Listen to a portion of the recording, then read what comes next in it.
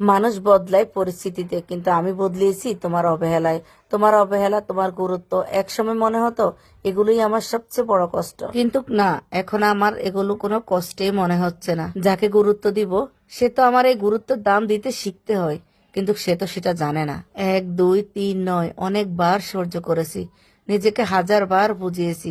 হয়তো তুমি ব্যস্ত, হয়তো তুমি ক্লান্ত, হয়তো তুমি বদলে গেছো, কিন্তু সত্যিটা খুব সহজ, অবহেলা কখনো ভুল হয় না। যে মানুষ গুরুত্ব দেয় সে সময় দেয়, যত্ন নেয়। তোমার অবহেলা পেতে পেতে নিজেকে এতটাই কঠিন করে ফেলেছি যে আজ আর সহজে ভেঙে পড়ি না। বুকের ভিতরে সেই নরম মানুষটা আজ ইটের দেওয়াল হয়ে গেছে। হাত বাড়ালে আর আগের মতো কাছে যায় না, কারণ বুঝে গেছি যেখানে মূল্য নেই সেখানে থাকা মানে নিজেকে হারানো। আমি আজ অনেক কিছু শিখে গেছি। তোমার দেওয়া অবহেলা আমাকে অনেক কিছু শিখিয়ে দিয়েছে। তোমার অবহেলায় আমাকে বদলিয়ে দিয়েছে।